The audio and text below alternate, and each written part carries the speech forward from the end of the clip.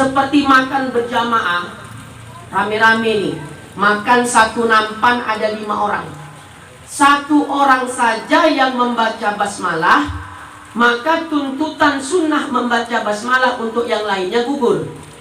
Jadi tidak semuanya harus baca bismillah. Kalau makan banyak rame-rame, makan bareng-bareng, satu orang aja yang baca basmalah, maka tuntutan membaca basmalah untuk yang lain gugur. Artinya tidak setiap orang harus membaca basmalah. Tapi terkait masalah pahalanya, yang dapat pahala hanya yang membaca saja. Ya, itu terkait pahalanya. Hanya saja terkait tuntutannya gugur untuk yang lain. Ya, paham? Jadi saat ini kita makan rame-rame semua nih. Saya aja baca bismillah. Nah, setan tuh tak berani ikut makan bersama kita. Kan ada hadisnya. Setiap makan yang tidak dimulai dengan menyebut nama Allah, maka setan ikut makan bersamanya. Jadi kalau kita pahami konteks hadis tadi, kalau kita rame-rame makan, satu orang saja yang baca basmalah, yang lain tidak, apakah setan ikut makan bersama yang tak baca basmalah itu? Tidak. Karena hukumnya sunnah kifayah, jelas. Cuma kalau terkait masalah pahalanya, ya yang baca aja yang dapat pahala. Cuma terhindar dia dari gangguan syaitan. Nah, dari sisinya itu dia. Ya, jadi ada sisi eksternalnya, ada sisi internalnya. Nah, baik. Membaca basmalah ketika makan berjamaah itu juga sunnah kifayah. Termasuk ketika jima. Ya, ketika jima itu juga membaca basmalah hukumnya ya sunnah kifayah. Ya, hukumnya sunnah kifayah. Salah satu aja yang baca udah. Itu dibaca sebelum terjadi pertikaian. Kalau sudah terjadi pertikaian, jangan baca bismillah lagi. Misalnya lupa di awal baca. Kalau makan, kan udah kita bahas kemarin. Lupa baca basmalah di awal, baca basmalah di tengah. Lupa baca basmalah di tengah, baca basmalah di akhir. Bahkan sudah selesai makan, baru ingat belum baca basmalah, tetap masih disunahkan membaca basmalah. Tapi ketika jima tidak.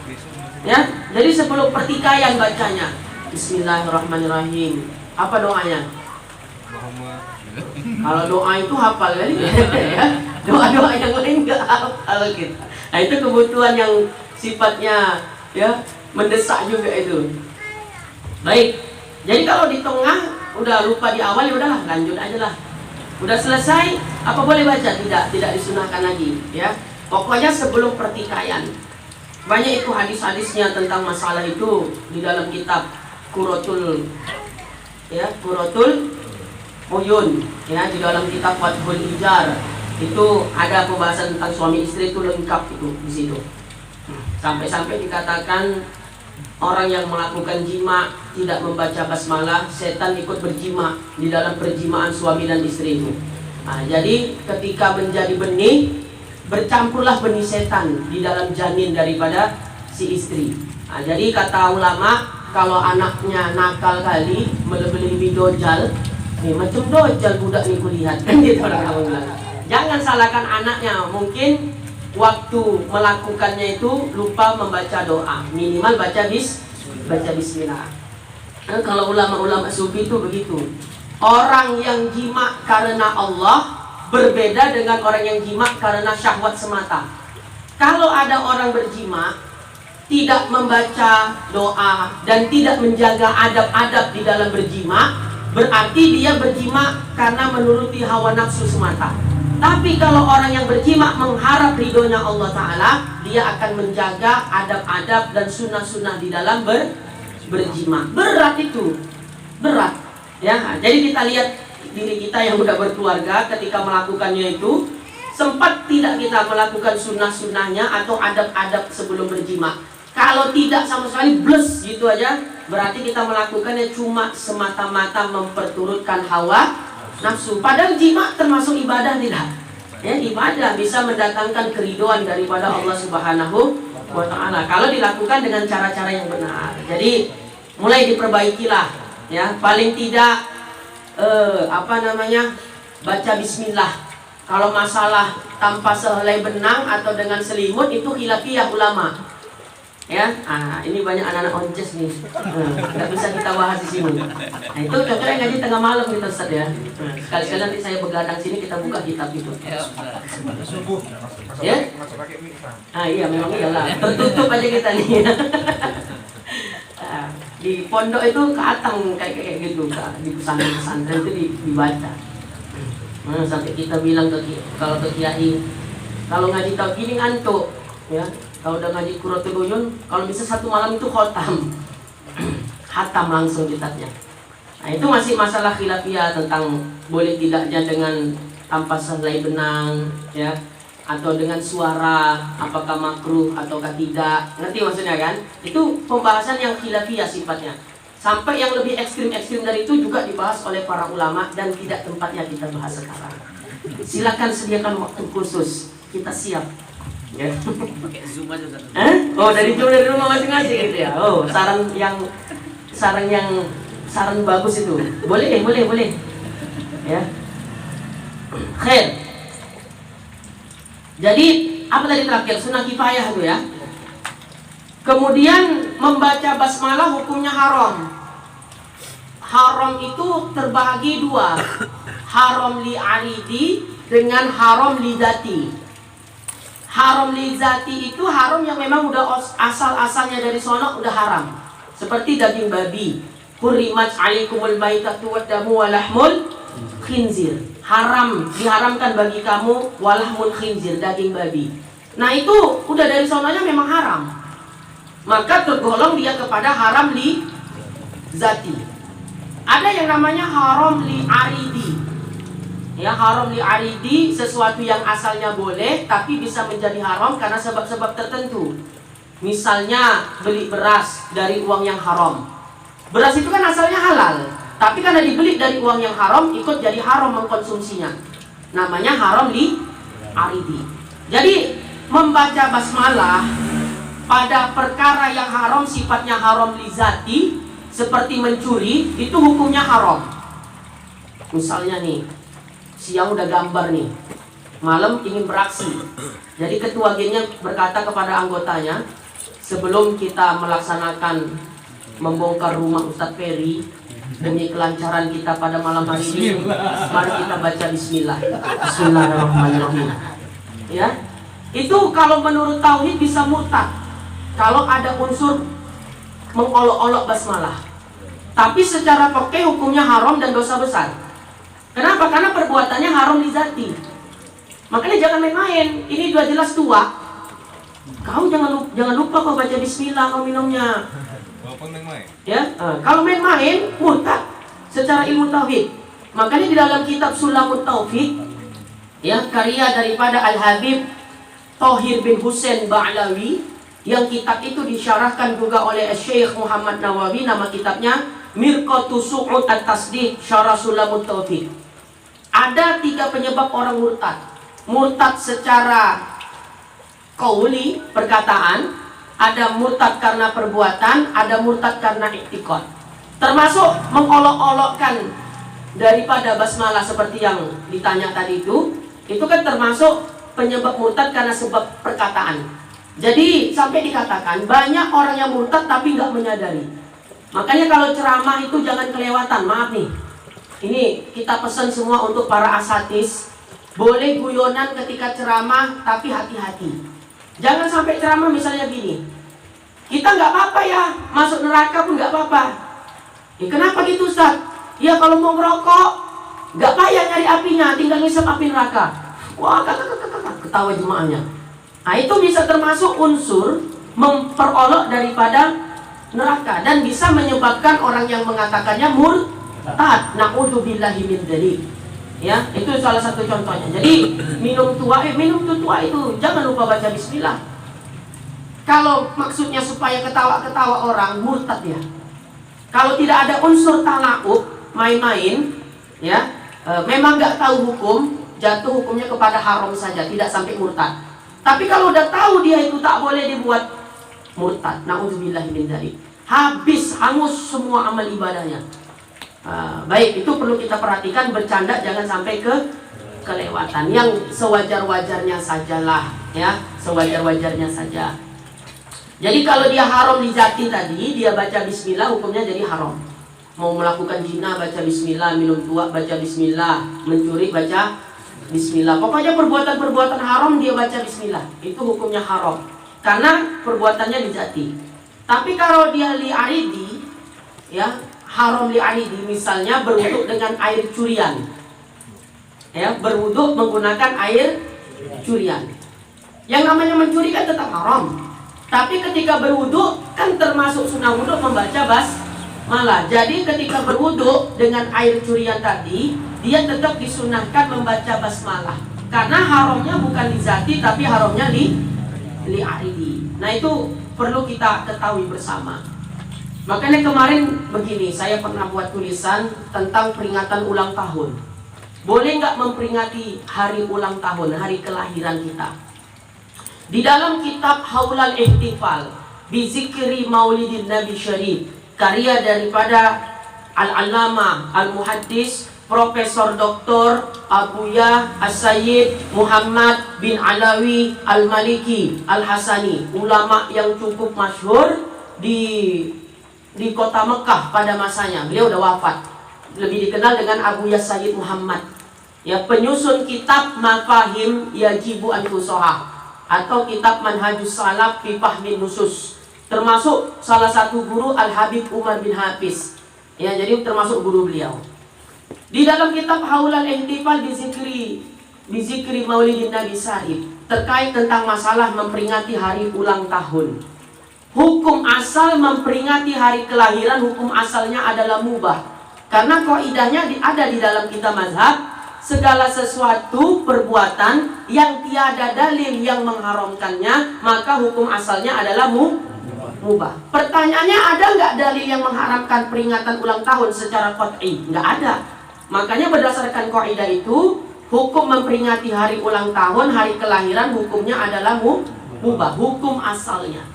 Bisa nggak berubah jadi haram, Ustaz? Bisa, ya, bisa berubah jadi haram kalau diperingatkan dengan perbuatan-perbuatan mungkar. Ulang tahun malamnya tengah malam, laki-laki perempuan kholwat, ya, ajab-ajab,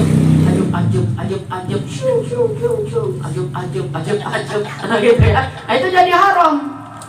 Kenapa? Karena diperingatkan dengan perbuatan mungkar. Haramnya pun haram li'aridi, bukan haram li zati. Karena kan udah jelas hukum asalnya mubah, boleh. Apalagi peringatan hari lahir diperingatkan dengan perbuatan-perbuatan ma'ruf, ngundang anak yatim, nyantuni kaum fakir miskin, ya, itu bagus, dituntut di dalam syariat, bahkan hukumnya adalah sunnah. Kenapa? Karena memperingati ulang tahun ini, kata Abuya, itu adalah ranah ijtihadiyah. Nabi ketika ditanya oleh sahabat, kenapa engkau puasa hari Senin ya Rasulullah? Haza waladtu fi, hari ini aku ulang tahun, ini hari kelahiranku, kata Nabi. Jadi Nabi memperingati hari lahirnya dengan cara berpuasa. Jadi boleh peringatan hari ulang tahun, ya, kalau diisi dengan cara-cara yang ma'ruf. Jadi kalau ada yang bilang, maaf ya, ada yang mengatakan peringatan ulang tahun itu, ya, murtad, haram, nah, itu kurang teliti dan terlalu terburu-buru. Karena nggak pakai kaidah usul fikih, ya, nggak pakai kaidah usul fikih. Kalau tiup lilin, Ustaz, saya menganjurkan nggak usah pakai tiup lilinnya, ya, walaupun nggak ada dalil yang mengharamkannya. Jelas ya? Berarti kalau nggak ada dalil yang mengharamkannya, mubah, ya. Tapi saya anjurkan tiup lilinnya nggak usah. Udah potong kue aja, habis itu undang anak yatim, doa bersama, santuni fakir miskin, khair, ya, bagus itu dengan cara yang seperti itu. Nabi pun memperingati hari ulang tahun. Nah, jadi seperti itu. Demikian pula halnya memperingati hari ibu, ya. Asy-Syaikh Ali Al-Jumu'ah Mufti Mesir dalam kitab beliau Bayan 5 Yasghal menyebutkan bahwasanya memperingati hari ibu itu juga dibolehkan karena tidak ada dalil yang mengharamkannya. Jadi saya lebih percaya Syekh Ali Jumu'ah daripada orang yang mengharamkan memperingati hari ibu, karena tentu lebih otoritatif, lebih kredibel. Syekh Ali Jumu'ah, ya, ulama besar Mesir, termasuk guru besar di Universitas Al-Azhar Kairo, dan beliau adalah seorang mufti di Mesir sana. Nah, tentu lebih otoritatif fatwa beliau daripada orang yang mengatakan peringatan Hari Ibu itu haram. Artinya begini, ya, kita jangan sembarangan cepat-cepat menghukumi haram. Hadisnya antasyabbaha biqaumin fahuwa minhum. Cuma dengan model dalil satu tok. Man tasyabbaha biqaumin fahuwa minhum. Barang siapa menyerupai satu kaum sama dengan kaum itu. Hadis itu padahal masih diperdebatkan oleh para ulama. Ada yang mengatakan hadis itu dhaif. Ada yang mengatakan hadisnya hasan. Bahkan yang dimaksud tasyabbuh di situ tasyabbuh dalam bidang apa? Silakan baca dalam kitab Bughyatul Mustarsyidin. Ada penjelasan secara spesifik tasyabbuh yang haram itu tasyabbuh dalam hal apa? Tasyabbuh dalam hal berpakaian. Ya, dalam hal pakaian. Jadi kita di tanggal 25 Desember misalnya kita pakai pakaian ala mereka, ya, itu baru jatuh tasyabbuh. Ya, itu baru jatuh tasyabbuh. Jadi dalam masalah pakaian saja dia, bukan dalam masalah yang lain. Jadi jangan mau ditakut-takuti dengan hadis man tasyabbaha biqaumin fahuwa minhum. Sampai-sampai mengatakan tidak boleh naik ambulan, ya, karena ambulan tanda medisnya kan gini, iya kan? Itu ada keluar itu viral, ya, tulisan kayak begitu. Maka gampang aja saya jawab nggak pakai dalil. Tiang-tiang listrik, jemuran-jemuran yang model lama cabuti semua, karena tasyabbuh. Ya repot kita kalau cara beragama model kayak begitu. Ya, paham ya? Udah, aktif aja ngaji di rumah Ustaz Peri ini. Insya Allah kita ngaji secara talaki. Ya, talaki itu ya saya menjelaskan sebagaimana guru saya menjelaskan, guru saya menjelaskan sebagaimana gurunya, gurunya menjelaskan sebagai gurunya, gurunya sampai kepada Rasulullah SAW. Jadi kecil kemungkinan untuk ya keliru di dalam menyampaikan. Ya, walaupun manusia tempat salah dan lupa. Ya, tapi kemungkinannya kecil. Baik. Itu kalau dia haram. Makruh mengucapkan basmalah. Makruh itu juga dua. Ada makruh li zati, ada makruh li aridi. Ya, ada makruh li zati, ada makruh li aridi. Yang makruh mengucapkan basmalah itu adalah dalam perbuatan makruh yang termasuk makruh li zati. Maaf. Kan nazori li farji jaujati. Paham? Kan nazori li farji jaujati. Apa artinya? Melihat farji jauji au jaujati. Paham? Jadi kalau kayak gini malas saya jelaskannya. Tapi kok tadi sampaikan nyangkut ilmu tuh. Ya, makanya kalau bahas fikih, hal yang membatalkan wudhu misalnya, keluar sesuatu. Saya menyebutnya dari jalan depan, dari jalan belakang, mengistilahkan kemaluan dan dubur. Kalau dibahasakan keluar sesuatu dari kemaluan agak kasar menurut saya. Makanya kalau saya ngajar pakai bahasa yang keluar sesuatu dari jalan depan, dari jalan belakang. Jalan depan itu ya itu tadi farji kemaluan, jalan belakang itu adalah dubur. Menghaluskan bahasa, yaitu penting termasuk adab di dalam menyampaikan ilmu. Sama kita pernah ditanya, Ustaz, hukum istimna apa? Tahu istimna kan? Ya, masturbasi. Nah, kita jawab pakai bahasa Arab lah. Apa al-istimna'u biyadi jaujati halal. Ya, istimna dengan biyadi jaujati, dengan tangannya jaujati gak apa-apa, tapi kalau biyadi nafsi dengan tangannya sendiri haram. Nah, yang paham lah itu, saya bilang. Gak paham, yang gak paham tanya artinya itu apa yang saya jelaskan gitu. Nah, ini termasuk yang makruh, yang jenis makruh lizati, kan nazri li farji jaujati. Memandang ya daripada jalan depannya istri. Itu hukumnya makruh. Tapi dia jadi istri Ustaz. Tapi hukumnya makruh. Ya, hukumnya adalah makruh. Makanya nanti dalam bab Qurratul Uyun, boleh enggak? Ya semua daripada istri kita atau istri kepada suami bebas mau memandang apanya saja. Cuma bagian dari yang vitalnya itu hukumnya makruh memandangnya. Ya, hukumnya adalah makruh. Nah, misalnya ketika hendak memandang itu dia baca bismillah, makruh lah hukum baca bismillahnya. Ya, hukum baca bismillahnya karena termasuk makruh li zati. Kalau makruh li aridi seperti makan jengkol, makan pete. Jengkol itu makruh apa enggak hukumnya? Makruhnya li zati atau li aridi?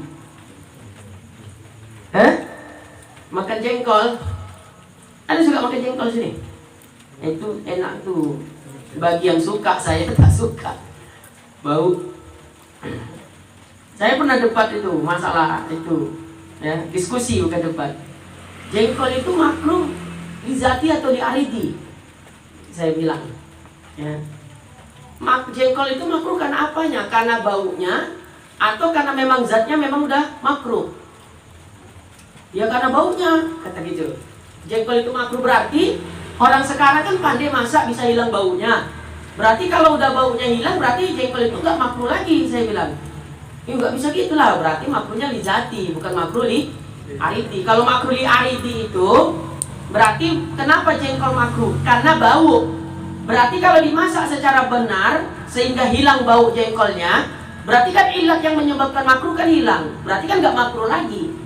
Nah, bukan begitu pemahamannya. Jadi jengkol itu makruh, pete itu makruh, makruhnya li zati. Baik hilang baunya ataupun tak hilang baunya, memang hukum asalnya adalah makruh. Nah, itu perlu untuk kita ketahui itu. Dalam bidang usul fikih itu seperti itu. Jadi kalau makan jengkol itu makruh, ya, itu tidak makruhnya li apa tadi? Walaupun jengkol sifatnya itu li zati, tapi karena makan itu kan jadi berubah jadi makruh li aridi. Tetap disunahkan ketika makan jengkol baca basmalah. Walaupun yang dimakan jengkol. Maka seandainya kita makan daging babi karena nggak tahu, atau karena tahu memang, tapi nggak ada makanan yang lain selain itu. Ad-daruratu tubihul mahzurat kaidahnya. Ya, makan yang haram karena memang tidak didapati makanan lain selain itu. Awak udah 3 hari tak makan. Ya, ketemunya cuma di hutan itu babi, tersesat di hutan, gak ada yang bisa dimakan, apapun gak ketemu, yang ketemu itu cuma babi. Boleh gak kita makan babi tadi? Boleh, secukupnya. Kalau udah kenyang jangan nambah, yang nambah itu yang haram. Ya, secukupnya sebatas untuk menguatkan badan. Kaidahnya ada ad-daruratu tubihul mahdurat. Keadaan darurat membolehkan hal yang dilarang. Dalilnya hadisnya, ayatnya ada ayatnya. Yu'assiru wala tu'assir. Itu dalilnya daripada Al-Quran. Jadi ketika dalam kondisi yang seperti itu, makan kan sunnah baca bismillah, ya kan? Makan sunnah baca bismillah. Tapi dalam kondisi darurat terpaksa kita harus makan daging babi tadi.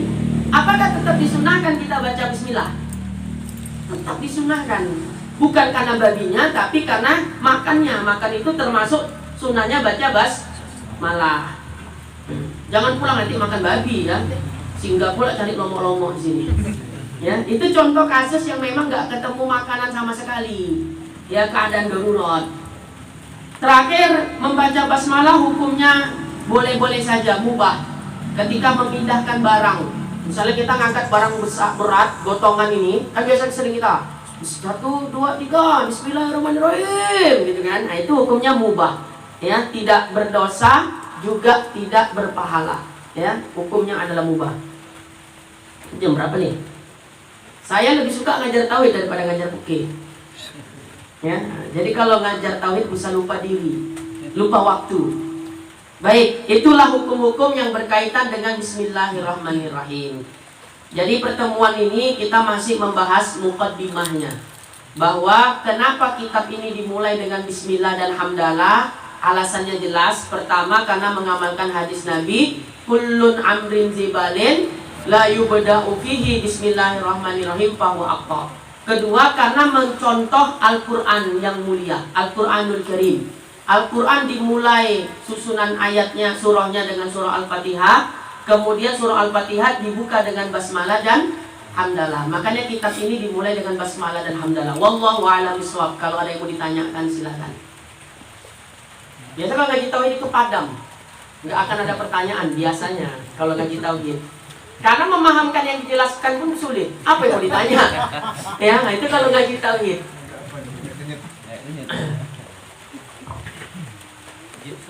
Iya. Masalah fikihnya nih Ustaz ya. Oh, fikih sekali fikih deh. Masalah ini Ustaz, mengganti puasa orang tua, dia termasuk bisa diwakilkan nggak? Oh, misalnya orang tua punya utang kodok puasa, udah keburu meninggal gitu misalnya. Iya, Ustaz. Ya boleh kita nyuruh, misalnya Mas nyuruh saya, Ustaz, tolong Ustaz, puasakan atas nama orang tua saya sekian hari, nah gitu kan, inilah biaya upah untuk buka puasanya misalnya, boleh, ya boleh, nggak ada masalah. Tapi kalau sholat itu khilafiyah. Kalau menurut Imam Subeki, sholat bisa nggak dipidyahi misalnya gitu kan, itu khilafiyah, ada di dalam kitab Fathul Mu'in. Kalau tentang masalah sholat, kalau puasa boleh, kita yang mengqadai ataupun orang lain. Hukumnya termasuk fardu kifayah atau sunnah kifayah? Mengganti itu. Menggantikan puasanya orang tua, wajib lah, wajib. Kan puasa Ramadan wajib, ya wajib. Cuma masalah teknisnya, apakah kita yang mengqadhakan, ya, ataukah bisa diganti dengan fidyah misalnya, kan gitu kan. Nah, itu masih menjadi perbincangan hangat di kalangan para ulama fikih. Ya misalnya orang tua kita meninggal, masih punya utang qadha puasa Ramadan yang belum selesai, udah keburu meninggal dunia, apakah cukup difidyahkan saja ataukah harus diganti dengan puasa juga? Dan kalau diganti dengan puasa juga, bolehkah orang yang selain ahli warisnya yang mempuasakannya? Nah, itu masih menjadi perbincangan yang cukup pelik, ya cukup hangat di kalangan para ulama fikih atau fuqaha. Kalau kita dalam mazhab Syafi'i, wajib, ya wajib diganti puasanya. Sama adakah kita yang mempuasakan ahli waris ataukah minta tolong kepada orang lain? Yang tadi tentang bismillah tadi yang tadi malam itu kan bilang kalau memindahkan barang, misalkan memindahkan barang dari sini kemari, badannya karena kebiasaan gitu kan, Bismillahirrahmanirrahim. Tadi Ustaz bilang tadi Hukumnya mubah. Tidak mendapatkan pahala gitu. Iya. Dari sisi memindahkan barangnya itu, tapi dari sisi lafal basmalah itu tetap dapat pahalanya. Jadi sisi pahalanya bukan karena memindahkan barang dia baca bismillah, itu bukan. Tapi dari pahala sisi yang lainnya gitu ya. Makanya hukumnya mubah. Ya, mubah itu kan tahu definisinya mubah kan? Minum mubah apa enggak? Yang mau minumnya silakan, yang enggak minum juga enggak berdosa. Itu kan definisi mubah. Ya, jadi ketika kita minum baca bismillah, dapat enggak pahalanya? Ya, dapat pahala bismillahnya, tapi bukan karena minumnya, tapi karena basmalahnya itu gitu. Makanya kalau dalam usul fikih, orang sholat pakai pakaian yang dibeli dari uang haram. Misalnya uang mencuri dibelikan sarungnya dipakai untuk sholat, berarti dia sholat menggunakan pakaian yang dibeli dari uang yang haram. Secara hukum fikih apa hukumnya?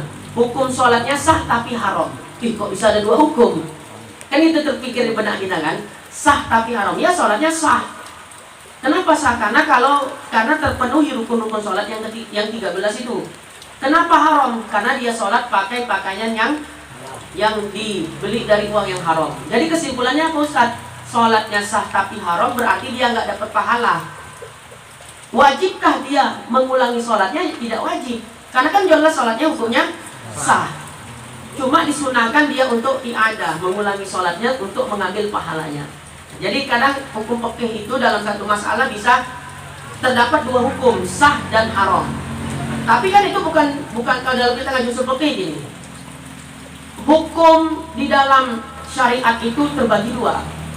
Hukum taklifi sama satu lagi hukum apa tuh? Mani. Ya, kemudian halal haram itu hukum apa? Wadi'i. Ya dalam usul fikih. Hukum taklifi itu itulah hukum yang 5. Wajib, sah, sunnah, makruh, ya. Itu haram, itu hukum yang 5 itu namanya hukum taklifi. Hukum wadi'i, mani, ya, ada dan yang lain-lain macamnya. Jadi ketika dikatakan sah batal itu juga hukum wadi'i.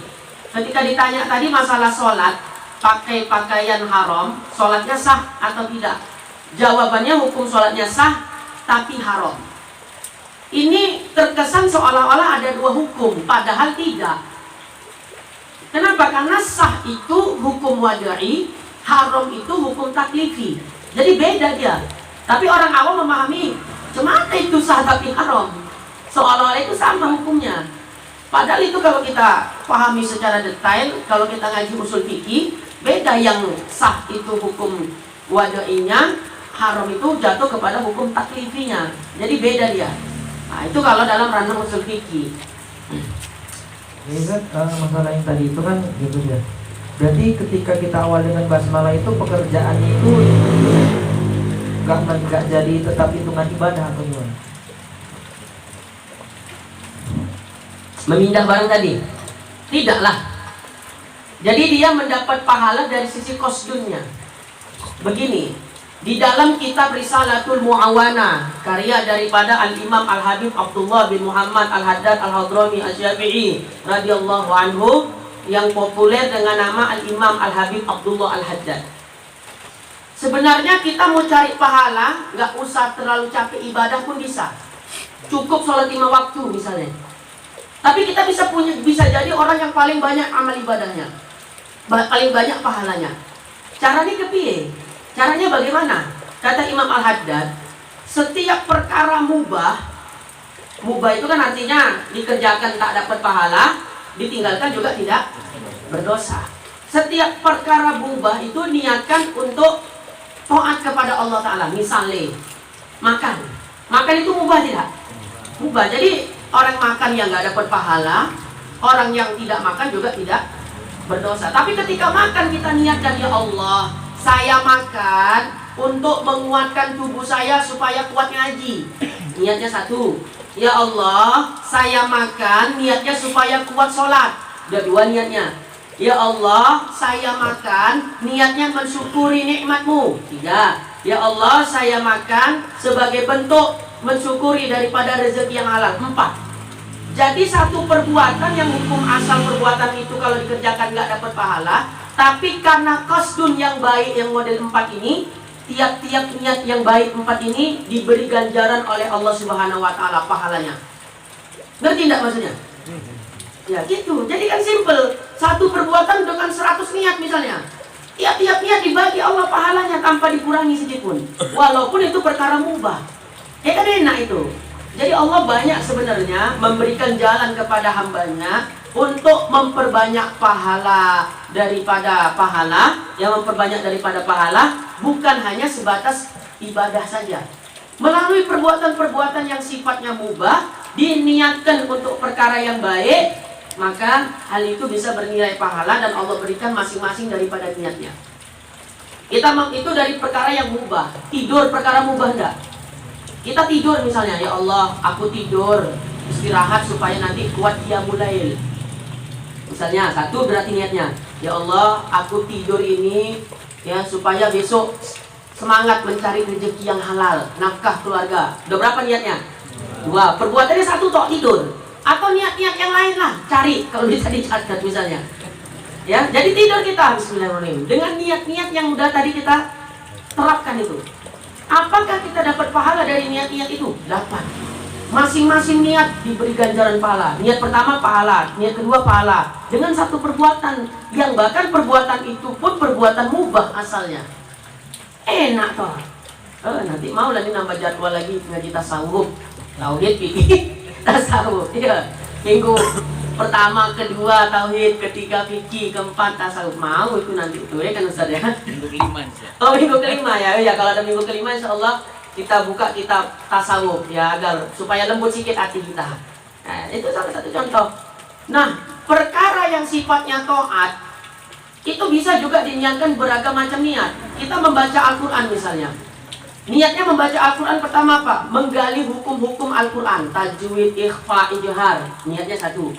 Yang kedua, mengambil barokah ya daripada bacaan Al-Quran yang dia baca untuk dirinya sendiri. 2. Kemudian saya membaca Al-Quran supaya memberi manfaat untuk orang yang mendengar. Sudah berapa niatnya? 3. Atau niat-niat yang lain, tambah boleh sampai berapa niat. Maka dia dapat pahala bacaan Al-Qur'annya dapat, pahala niat-niat masing-masing itu juga dapat. Cuma satu perbuatan, enak itu. Kita kan maunya kayak gitu kalau dagang. Satu jenis barang dagangan tapi mau hasilnya untung yang banyak. Ya, jadi Allah Ta'ala melalui cara seperti itu mengajarkan kita ya menumpuk-numpuk pahala, bukan menumpuk-numpuk harta. Nah, caranya seperti itu mudah dan gampang. Terapkanlah coba. Ya, ketika kita makan, ketika kita minum, bahkan kita yang lajang-lajang ini misalnya mau nikah dalam waktu dekat, niatkan nikahnya untuk apa? Ya, jangan supaya cuma melepas status jomblomu aja, itu unfaedah itu nikah yang kayak gitu. Kenapa kau nikah? Biar gak diinjiin orang aja pusat jomblo. Dah, sayang kali lah Cuk kalau nikah cuma itu niatnya. Ya, tambah niatnya apa? Membahagiakan, menjalankan sunnah Rasulullah. Satu. Kedua, niatnya nikah apa? Supaya terjaga pandangan mata kalau udah ada bini. Ya, karena kalau memandang yang lain, kalau ada bini mata kau bang. Nah, itu satu kan. Dua. Yang ketiga, kenapa menikah? Menjaga farji dari perbuatan zina. Yang keempat, kenapa nikah? Supaya mencari keturunan yang soleh-soleha. Udah 4 niat ini dari satu perbuatan. Masing-masing niat Allah berikan ganjaran pahalanya daripada Allah Subhanahu wa taala. Ya banyak contoh-contoh. Ya baca Al-Qur'an, apalah contohnya, sedekah. Jangan cuma tok sedekah gitu aja. Niatkan dalam hati. Sedekah ini mau ngapain? Aku niatnya begini. Satu perbuatan Allah berikan ganjaran daripada niat-niatnya. Oh, panen kita nanti di akhirat. Jadi jangan heran nanti di akhirat, kata Imam Haddad, ada orang yang amal ibadahnya biasa-biasa. Dia nggak kita kenal orang ahli ibadah, cuma sholat 5 waktunya dijaga, puasa Ramadan dijaga. Tapi ternyata dia mendapatkan pahala yang paling banyak daripada Allah Subhanahu wa taala. Sementara kita yang udah tunggang-tungging, ya ngaji, gibah juga, ya habis pahalanya. Tidak ada manfaat itu. Jangan itu lagi ya. Ngaji, gibah juga. Cukup ya, segera dirim. Jadi udah ngaji capek dari Medan ke Galang, dari Galang ke Medan, atau ya kemana-mana. Kita sholat ini, sholat itu, puasa ini, puasa itu. Apa yang nggak kita puasakan? Ternyata di akhirat kata Nabi, dia muflis, orang yang bangkrut. Ada yang kayak begitu kata Nabi. Ada orang yang amal ibadahnya biasa-biasa, tapi di akhirat jadi orang yang paling kaya dengan pahalanya. Itu tadi, menyederhanakan perbuatan, tapi beragam macam niat ibadah dia pasang. Akhirnya satu perbuatan aja, minum, makan, atau tidur, ya itu kan satu perbuatan, tidur misalnya. Dia niatkan dengan beragam macam niat-niat yang baik. Masing-masing niat diberi ganjaran oleh Allah Subhanahu wa taala. Diberi ganjarannya bukan karena tidurnya, tapi karena apa? Qasdunnya, niatnya itu tadi untuk kebaikan. Nah, itu termasuk begini, terakhir. Perbuatan buruk nggak bisa diniatkan untuk kebaikan. Kalau perbuatan maksiat ya maksiat, walaupun sekalipun diniatkan untuk kebaikan, itu nggak menjadi taat. Untuk apa kau begal? Oh, aku nih begal nih, hasil curian nih, inilah untuk makan anakku. Sisanya nanti ku bagi sama fakir miskin, anak yatim. Jelas-jelas mencuri itu haram. Sekalipun diniatkan untuk taat, untuk baik, itu tak bisa jadi amal ibadah. Bahkan orang yang bersedekah dengan menggunakan uang yang haram, dia mendapat 2 dosa. Double dosanya. Sebagaimana disebutkan oleh Al-Imam Jalaluddin Al-Qasimi dalam kitab beliau Mau'izatul Mu'minin, orang yang bersedekah dengan uang yang haram, tak ubahnya mencuci pakaian kotor dengan air kencing. Udah jelas pakaiannya kotor, dicuci dengan air kencing, tambah bersih apa tambah najis? Najis. Begitulah perumpamaan orang yang bersedekah dengan uang yang haram. Nah, jadi jangan berpikir dirimu ya mengambil hak orang lain diniatkan untuk kebaikan, itu bisa jadi amal soleh, gak bisa. Apapun perbuatan maksiat diniatkan untuk kebaikan tetap namanya maksiat, bahkan bisa double dosanya, nggak bisa jadi kebaikan. Nah, itu karena tergantung niat. Wallahu a'lam bishawab. Barangkali itu aja lah dulu. Nah, jadi ada rekomendasi tadi dari Ustaz Ferry, kalau dapat minggu kelima kita ngaji apa saja, tasawuf ya, insyaallah. Nah, ini informasinya Ustaz Umar. Ya. Tadi udah bincang-bincang semalam apa tadi Ustaz? Semalam aku pun udah lupa ya, bincang-bincang dengan beliau tentang masalah jadwal kita taklim. Kebetulan banyak, terpaksa saya harus merubah semua jadwal di mana-mana ya, karena ada suatu hal yang biasanya kita ngaji malam Kamis, kemungkinan untuk bukan kemungkinan lagi, mulai minggu depan balik lagi ke malam Rebo saja, seperti jadwal yang semula. Ya, kembali lagi ke malam Rebo, dan ini permanen, insyaallah jadwalnya, ya permanen kalau gurunya masih hidup. Nah, kalau gurunya masih hidup, kalau gurunya udah nggak ada, ganti guru mana atau minta jadwal lain lagi kan bisa. Jais hukumnya kalau dalam ilmu tauhid. Jadi informasi untuk kita semua dan diinformasikan ke jamaah yang lainnya yang tidak hadir, ya karena disebabkan hujan barangkali daripada maghrib, ya katanya di sini hujan deras. sehingga berhalangan untuk hadir, diberitahukanlah kepada kawan-kawan semua mulai minggu depan malam Rabu ya, dan itu bisa cepat kita mulai 8:30 karena pada maghribnya saya nggak ada kegiatan, jadi puas kita ngajinya ya, jadi minggu depan jam 8:30 kita mulai. Kalau malam Kamis kan jam 9 ya, karena faktor yang lain. Jadi mulai minggu depan malam Rabu jam 8:30 sudah mulailah itu ya, sudah mulai mengaji, entah kalau ada solawatan, pokoknya 8:30 udah mulai. Jadi bisa diinformasikan ke kawan-kawan yang lainnya mulai minggu depan malam Rabu, seterusnya. Baik, itu aja barangkali yang dapat saya sampaikan, informasi dan kajian kita pada malam hari ini. Semoga menambah perbendaharaan ilmu kita ya. Masih mukaddimah, insya Allah minggu depan masih mukaddimah juga ya. Pertemuan bulan depan baru masuk ke intinya. Masih banyak hal yang perlu saya sampaikan terkait masalah ilmu tauhid ini untuk memotivasi kita supaya giat belajar ilmu tauhid. Bismillahirrahmanirrahim. Alhamdulillahirabbil alamin hamdan yu'afi ni'amahu wa yukafi'u mazida. Ya Rabbana lakal hamdu kama yanbaghi li jalalika wajhikal karim wa 'azimi sultanik. Allahumma shalli wa sallim wa barik ala sayidina Muhammadin wa ala alihi wa sahbihi ajma'in. Allahumma ighfir lana dhunubana wa liwalidina warhamhuma kama rabbawna shighara wa li ulama'ina wa li ustadina wa li asatidatina wa li jami'il muslimina wal muslimat al-ahya'i minhum wal amwat birahmatika ya arhamar rahimin. Rabbana zidna ilma warzuqna fahma wa amalan saliha. Rabbana atina fid dunya hasanah wa fil akhirati hasanah wa qina adzabannar. Wa sallallahu wa sallam alaihi walhamdulillahi rabbil alamin. Taqabbalallahu minkum. Assalamualaikum warahmatullahi wabarakatuh.